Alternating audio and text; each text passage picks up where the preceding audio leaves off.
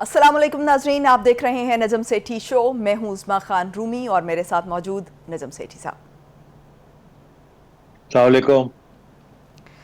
नाजरीन, गुज़श्ता रात पीडीएम की तरफ से वज़ीर आला पंजाब परवेज़ इलाही और स्पीकर पंजाब असम्बली सब्तैन खान के ख़िलाफ़ तहरीक अदम एतमाद जमा करा दी गई है और जिसके बाद गवर्नर साहब की तरफ से भी 21 दिसंबर को इजलास तलब किया गया और कहा गया कि परवेज़ इलाही जो हैं उनको एतमाद का वोट लेना होगा।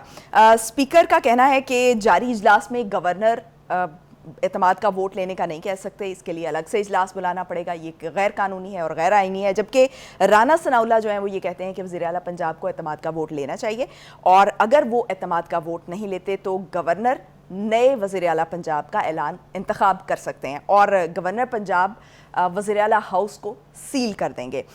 दूसरी तरफ करीबन रोज़ाना की बुनियाद पर अहम मुलाकातें हो रही हैं और चौधरी सालिक हुसैन की कल मुलाकात हुई जरदारी साहब से और आज भी जरदारी साहब की चौधरी शुजात हुसैन से मुलाकात हुई। मुलाकातों में क्या डिस्कशंस हो रही हैं, क्या चल रहा है, क्या फ़ैसले लिए जा रहे हैं, इस पर बात करेंगे सेठी साहब से।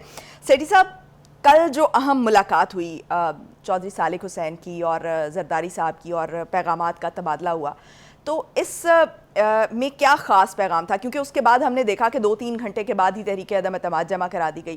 क्या यही वो ख़ास पैगाम था? जी हाँ, मेरा ख्याल है कुछ बात तो चली है ना। आ, चौधरी शुजात और जरदारी साहब के दरमियान एक तरफ और चौधरी परवेज इलाही साहब दूसरी तरफ। क्योंकि आपको पता है कि जब ये गवर्नर साहब का और ये वोट ऑफ नो कॉन्फिडेंस आया तो उस वक्त स्पीकर साहब बड़े इत्मीनान के साथ बैठे हुए थे रिसीव करने के लिए। हालांकि वो उठ के जा सकते थे और रिसीव ना करते, और वो बड़े इत्मीनान के साथ बैठे हुए थे और उन्होंने बड़े आराम से वो सारा कुछ रिसीव कर लिया। इसका ये मतलब है कि कुछ अंडरस्टैंडिंग हुई है कि जी हम करने लगे हैं और आप रिसीव कर लें। और आगे भी मैं समझता हूँ कि जो स्पीकर साहब ने ये जो रूलिंग दी है कि जी अब हम जुमे के दिन देखेंगे, क्योंकि जब तक असेंबली सेशन में है आप मूव नहीं कर सकते वोट ऑफ कॉन्फिडेंस या वोट ऑफ नो कॉन्फिडेंस। हाँ, तो ये बड़ी दिलचस्प डेवलपमेंट है, क्योंकि अगर ऐसी सूरत हाल है तो फिर लॉज भी उन्होंने एक्सेप्ट भी कर लिया है, इसका मतलब है डिसोल्यूशन तो हो नहीं सकती। मगर क्या वोट ऑफ कॉन्फिडेंस और नो कॉन्फिडेंस कब लेंगे, वो कहते हैं जब तक असेंबली सेशन में है तो आप ले नहीं सकते। तो एक किस्म का स्टेटस को हो गया है, जिसका सारे के सबसे ज्यादा फायदा चौधरी परवेज इलाही को है और सबसे बड़ा नुकसान जो है वो इमरान खान को है। क्योंकि अब ना असेंबलीज डिसॉल्व हो सकती हैं, ना परवेज इलाही साहब की छुट्टी हो सकती है। और मेरा ख्याल है ये कुछ पीछे बिहाइंड द सीन्स कुछ बात हुई है। मेरी चिड़िया की ये खबर है कि जब ये सब कुछ हो रहा था और तो वो उस वक्त भी परवेज इलाही साहब बड़े मतलब कॉन्फिडेंट थे। और आज भी सेक्रेटरी उधर असेंबली के अंदर बड़ी अफरा तफरी रही है, मेरी चिड़िया की खबर है। और लोग आ रहे हैं, जा रहे हैं, भाग रहे हैं। कोई मुनिस इलाही के पास जा रहा है, कोई परवेज इलाही के पास जा रहा है।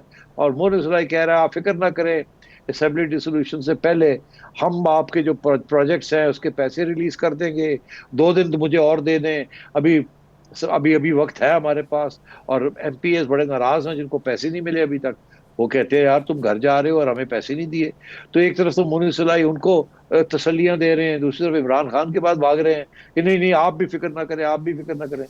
और चिड़िया कहती है कि चौधरी परवेज इलाही साहब तो बड़े मजे से आज सूप पी रहे थे, बड़े अच्छा। मजे से रिलैक्स्ड सूप।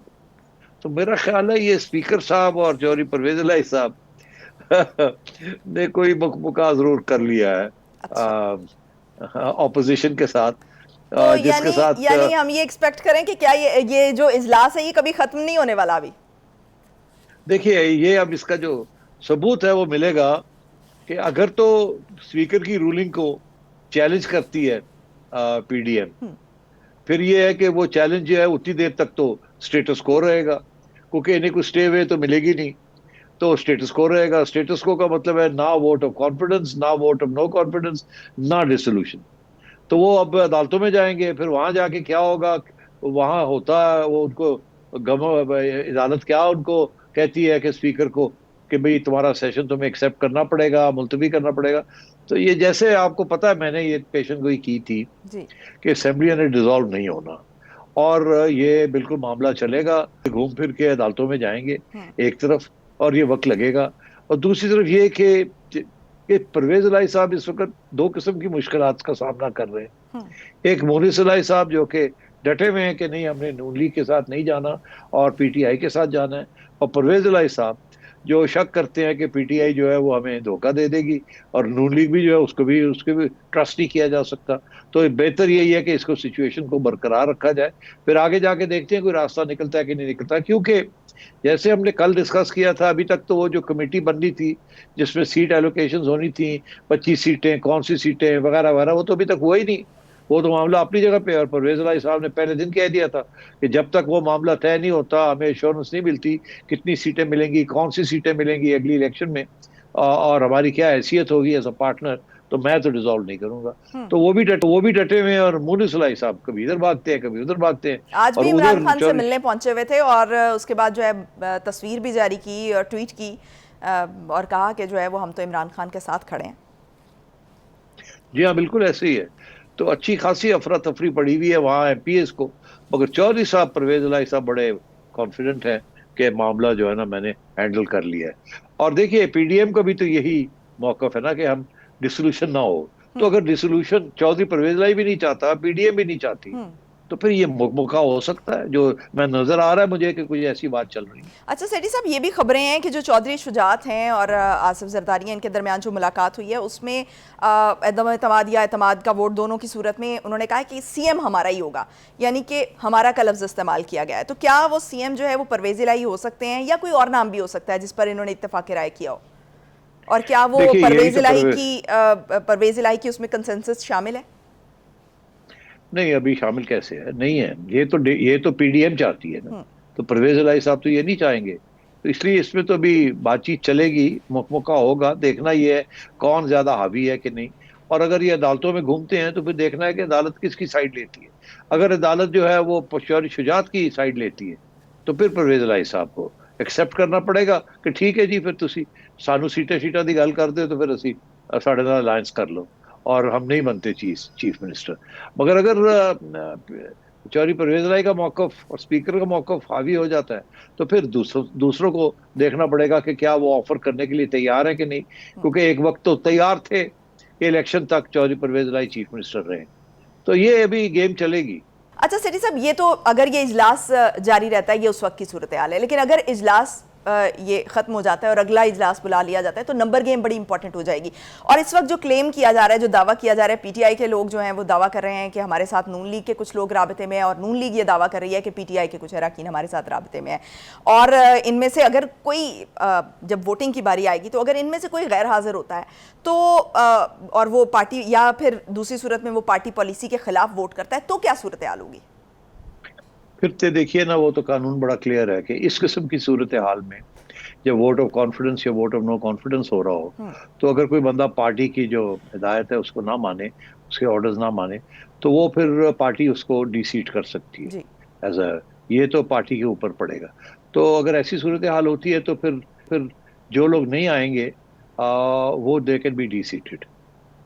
सवाल यहाँ ये आएगा कि कौन डिसीट करेगा, चौधरी परवेज इलाही करेगा या चौधरी शुजात करेंगे, और वापस फिर आप अदालतों में घूमेंगे।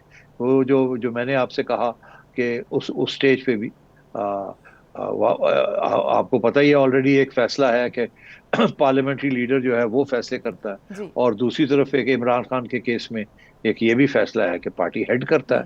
तो अब ऑल्दो अदालत ने तो पार्टी पार्लियामेंट्री हेड को अहमियत दी है, मगर अपील में ये ओवरटर्न भी हो सकती है।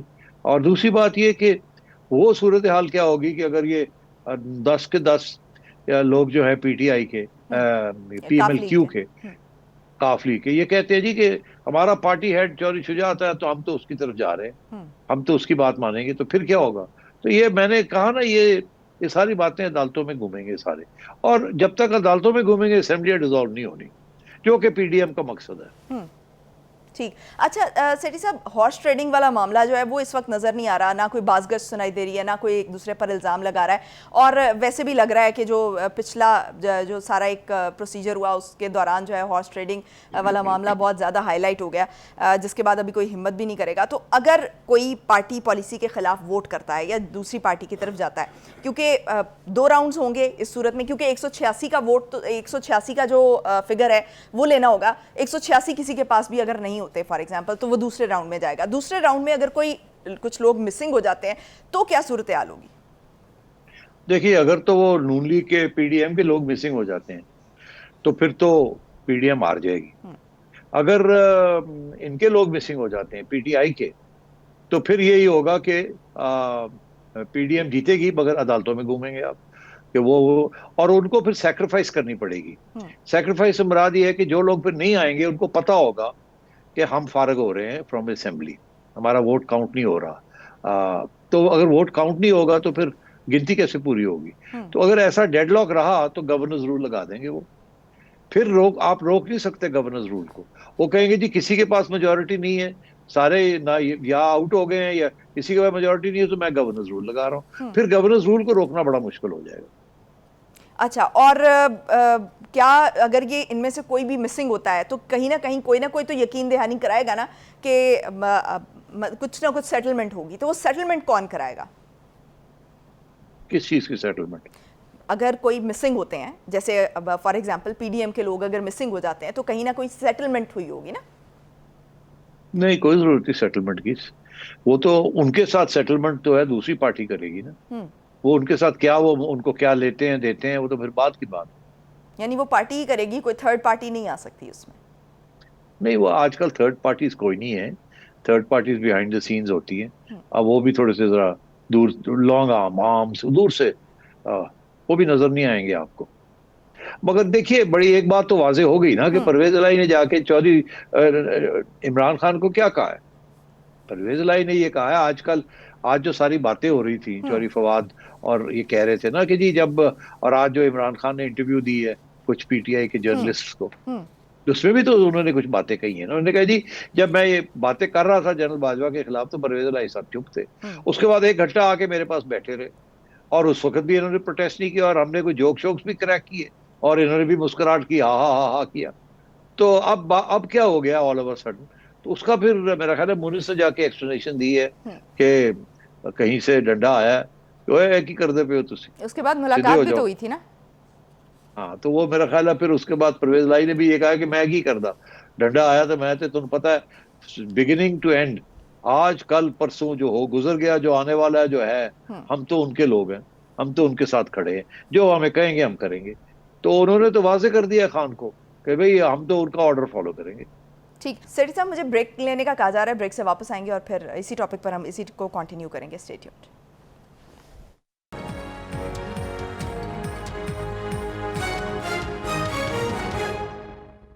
ब्रेक के बाद खुशामदीद। सेठी साहब, कौमी असम्बली में पीटीआई ने जो है वो जुमेरात को पेश होने का फ़ैसला कर लिया है 123 इस्तीफ़ों वाला जो मामला है उनका, और वो कह रहे हैं कि इन कैमरा इजलास होगा जिसमें कैमरे के सामने जो है वो हम स्पीकर को इस्तीफ़ा मंजूर करने का कहेंगे।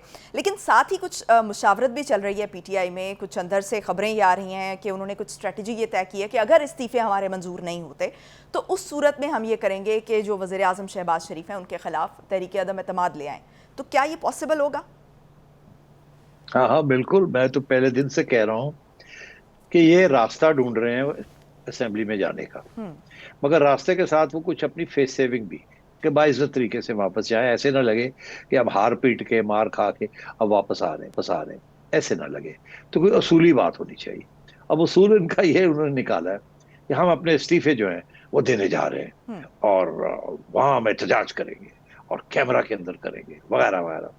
अब स्पीकर ने पहले ही कह दिया कि जी जो मर्जी कर लो, मैं नहीं, मैं एक एक करके सुनना है।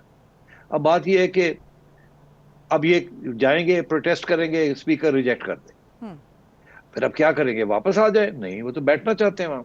तो फिर कैसे बैठेंगे? वो ऐसे ही बैठेंगे ना, चलो जी vote of no confidence launch कर दो, 2 हफ्ते तो निकल जाएंगे ना जी, हफ्ता 10 दिन तो निकल जाएंगे इसमें, और वो हफ्ता 10 दिन में निकल जाएंगे, इनके पास तो नंबर ही कोई नहीं है। वो फेल हो जाएगा वोट ऑफ नो कॉन्फिडेंस। मगर चले थोड़ा पंजाब से अटेंशन थोड़ा सा उधर हो जाएगा। मगर मैं आपको एक बात बता दूं, हम्म। पीडीएम वाले जो हैं दे आर नॉट बॉदर्ड। वो पक्के बैठे हुए हैं वहां इस्लामाबाद में, वो अपना काम कर रहे हैं और वो अपना काम करते रहेंगे। शहबाज शरीफ ने तो ना आना है ना जाना है, वो तो अपने काम कर रहा है, अच्छा। जो कि उसको करने भी चाहिए, क्योंकि उसके ऊपर बड़ा प्रेशर है एस्टेब्लिशमेंट की तरफ से हम्म। कि कोई डिलीवरी करें इकोनॉमिक फ्रंट के ऊपर। हम्म। तो वहां तो सारी तवज्जो जो है इकोनॉमिक फ्रंट पे हो रही है। तो ये असेंबलीज के अंदर जो कुछ वो करेंगे, खान साहब कोई फर्क नहीं पड़ेगा उनको। वो उनको पता है कि स्पीकर हैंडल कर लेगा, और हमारे बाकी जो हमारा विप है और बाकी अलाइंस है वो सारे आके अपना वोट वोट डाल देंगे या रोक देंगे इनको। मगर टाइम पास हो जाएगा।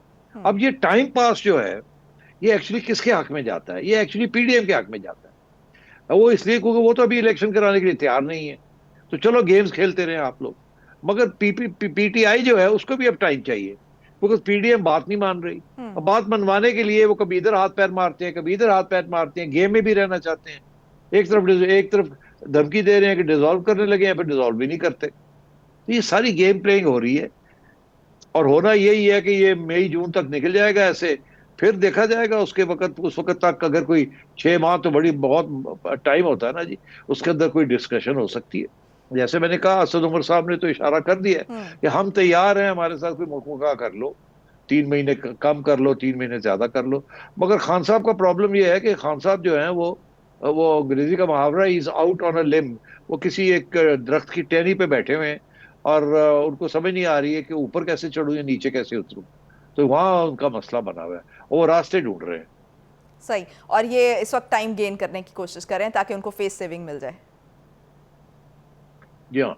अच्छा, तो सेठी साहब, अभी फवाद चौधरी ने एक और भी बात की है। उन्होंने कहा है कि असेंबली अगर तहलील नहीं भी होती तो हमारे पास बहुत सारी ऑप्शंस हैं। तो वो क्या ऑप्शंस हैं जिन पर वो गौर कर रहे हैं? तो क्या ऑप्शन है? कोई ऑप्शन नहीं है, वही ऑप्शन है।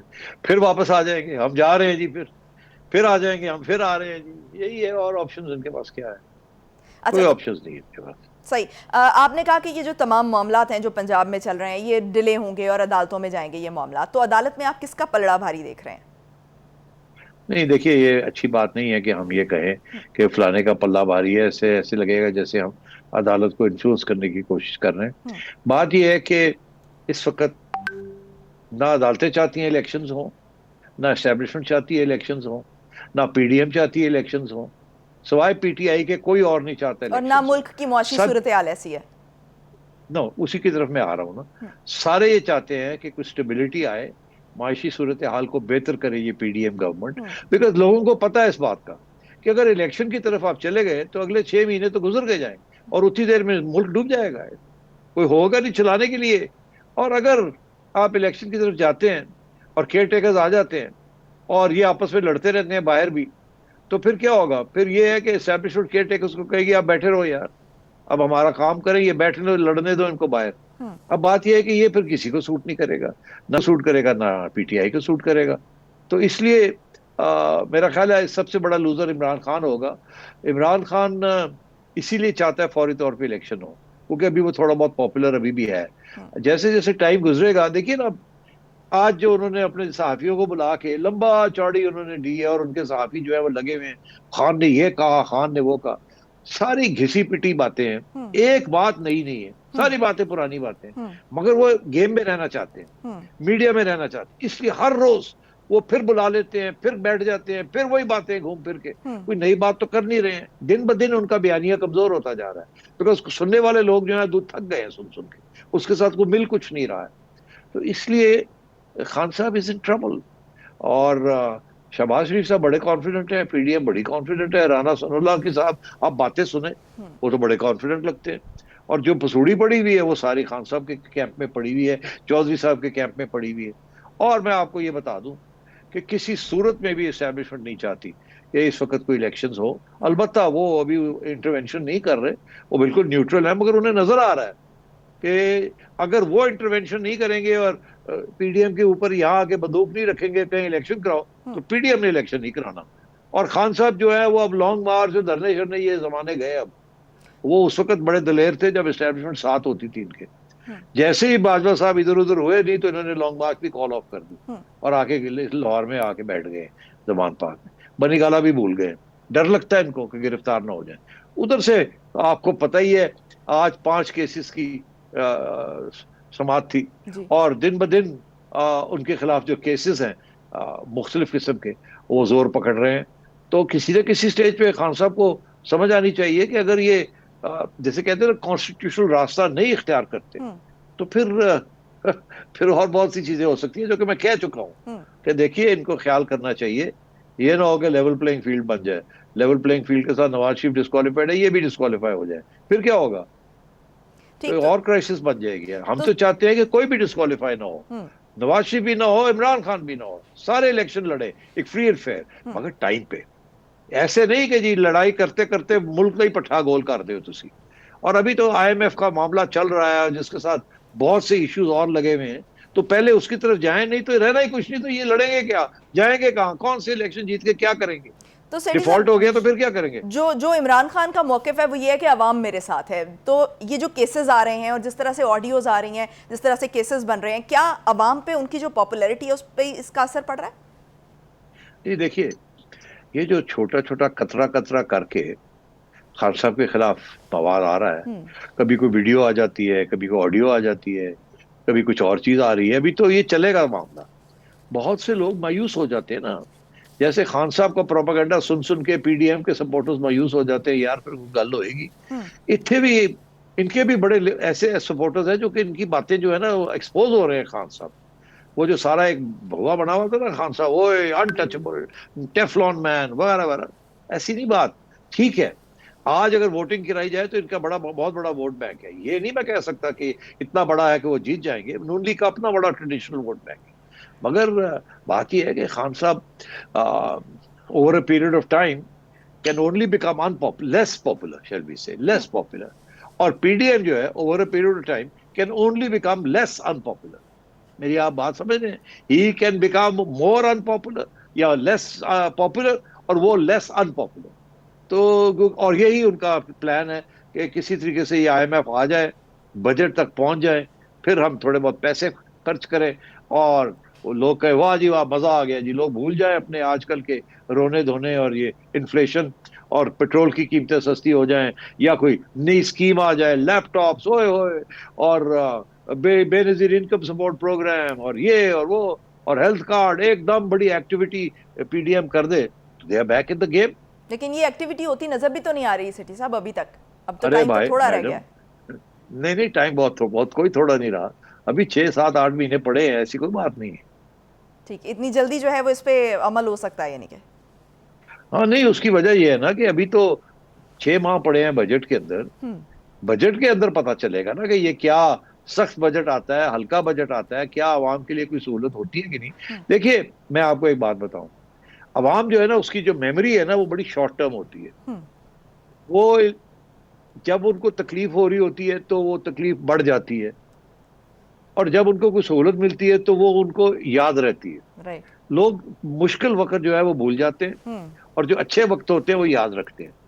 और इसीलिए ये सियासतदानों की कोशिश होती है कि इलेक्शन के करीब आप अच्छी खबरें दें। इलेक्शन हो जाए तो उसके बाद जितनी मर्जी बुरी खबरें दें, कोई फर्क नहीं पड़ता, काम चलाओ अपना। जब इलेक्शन आए तो अच्छी खबरें दे दें। 4 6 महीने 3 महीने अच्छी खबरें आएंगी, लोग कहेंगे ओ लो जी, मसले हल हो गए हो, हम्म। पहले नहीं वोट दो, कम ते चल पे। ठीक। अच्छा सेठी साहब, ब्रेक पे जाने का कहा जा रहा है, ब्रेक से वापस आएंगे और जो गुज़श्ता हफ्ते अक़वाम मुत्तहिदा के हेडक्वार्टर्स में जो न्यूज़ कॉन्फ्रेंस हुई थी, उसमें बिलावल भुट्टो ज़रदारी और जो भारतीय वज़ीर ख़ारिजा हैं उनका आमना सामना हुआ था, और जो भारतीय वज़ीर ख़ारिजा हैं उनकी तरफ से जो बयान दिया गया था उस पर बिलावल भुट्टो ने एक रद्द अमल में बयान दिया था, उसको बहुत तनकीद का निशाना बनाया जा रहा है और धमकियाँ भी दी जा रही हैं। इस पर मैं बात करना चाहूँगी, स्टे ट्यून्ड।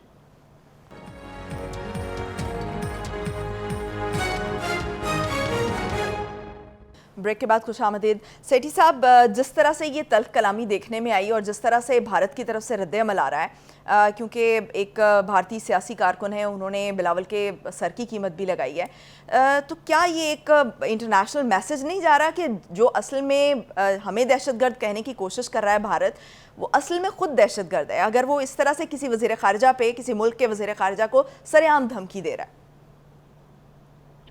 देखिए, मेरा मौक़िफ़ कुछ फ़र्क है। मैं समझता हूं कि जब ये आज की बात नहीं है, ये जब से ये कश्मीर का मामला जो है वो बिगड़ गया है, 90 की दिहाई के बाद हमारे पॉलिटिशियंस और हमारे सियासतदान और हमारे प्राइम मिनिस्टर्स यूनाइटेड नेशंस जाके हमेशा कश्मीर की कॉज की बात करते हैं। और पिछले 2-3 साल में तो जिस किस्म के वहाँ कॉन्स्टिट्यूशनल चेंजेस हुए हैं उसका भी जिक्र करते हैं। और कश्मीर के अंदर जो ज्यादती हो रही है सियासी तौर पे भी, और जो पुलिस की वहाँ एक्सेसेस हैं उसका भी जिक्र करते हैं हमेशा, कि यहाँ ये हो रहा है, Indian army is a terrorist army वगैरह वगैरह। और उधर से हमेशा ये होता है कि जी आपने मुंबई किया, आपने पठानकोट किया, आपने ऐसे ओसामा बिन लादेन को छुपा के रखा वगैरह वगैरह। तो ये दोनों की तरफ से चलता रहता है और ये रुकावट नहीं बनता जब बातचीत भी होती है इनकी behind the scenes. For example, जब सीज फायर हुई तो जाहिर है ये बातें तो अपनी जगह पे थी, तो सीज फायर भी हो गई और वो काफी अरसे तक चलती भी रही और अभी तक चल रही है। इसी तरीके के साथ मोदी साहब पाकिस्तान का दौरा भी कर गए, नवाज शरीफ साहब गए हैं, और नवाज शरीफ साहब उनके यहाँ इनॉग्रेशन पे भी गए थे और उनके साथ मुलाकातें भी हुई थी सेंट्रल एशिया में, जब मुख्तलिफ कॉन्फ्रेंसेस पे सलाम दुआ होती थी और बैठते भी थे, डावोस में भी। तो बात यह है कि ये जो एक दूसरे के ऊपर जो इल्जाम लगते हैं, मुल्क लगाते हैं, वो अपनी जगह पे होता है क्योंकि वो अनरिजॉल्व प्रॉब्लम्स हैं। मगर जातियात के ऊपर कभी पॉलिटिशियंस नहीं उतरते, एक दूसरे के मुल्क के पॉलिटिशियंस के ऊपर। कल को आपने तजारत खोलनी है इंडिया के साथ, जो कि शायद आपको खोलनी पड़ जाए, तो फिर आप कहाँ जाएंगे? फिर आपको न इमरान खान कहेगा लो जी तुमने तो इसको बुचर कहा था, बुचर के साथ अब तुम तजारत करने जा रहे हो। तो अब नवाज शरीफ साहब की तो ये पॉलिसी बिल्कुल नहीं है। नवाज शरीफ साहब तो अमन चाहते हैं, तजारत चाहते हैं। वो कहते हैं कश्मीर का मसला हल करेंगे। अभी खुद इमरान खान ने ये कहा है कि जी बाजवा साहब चाहते थे कि कश्मीर का मामला तो हल होता रहेगा, वो तो उनकी पोजीशन है, हमारी पोजीशन है, मगर इन द मीन वाइल को नॉर्मलाइजेशन करनी चाहिए। और खान साहब खुद ये चाहते थे, फिर खान साहब बैकआउट कर गए भाई, जब उन्हें पता चला बाहर जा रहे हैं तो हमारे ऊपर अटैक ना आ जाए कि आप सॉफ्ट हो गए इंडिया के ऊपर, तो पीछे हट गए। ये अभी आपने बात की कि हमें जो फ्यूचर में भारत के साथ तिजारत जो है वो उनको भी देखना पड़ सकता है, उसको रिविजिट कर सकते हैं हम इस पॉलिसी को। तो क्या जो कश्मीर का जो कॉन्स्टिट्यूशनल स्टेटस जब से चेंज हुआ, तो इस पर तो पार्लियामेंट में भी इत्तेफाक राय है, अवाम में भी सेंटिमेंट है कि उस वक्त तक जब तक ये रिवर्स नहीं होता या इस पर कुछ मामला आगे नहीं बढ़ते तब तक जो है वो बात नहीं होगी। तो क्या अब PDM की चूंकि गवर्नमेंट है और नवाज शरीफ की भी पॉलिसी जो है वो हम देखते हैं कि वो मुफाहमत की पॉलिसी है, वो चाहते हैं कि जो हमारे हमसाया ममालिक हैं उनके साथ हमारे ताल्लुकात अच्छे हों, तो क्या अभी इस पर गौर हो रहा है कि कहीं कुछ एक कंसेंसस लाया जाए भारत के साथ तिजारत बढ़ाने पर? नहीं, अभी नहीं, इसलिए क्योंकि बड़ी कमजोर है ये गवर्नमेंट। ये इस वक्त इस किस्म की कोई कंट्रोवर्शियल चीज नहीं करना चाहती।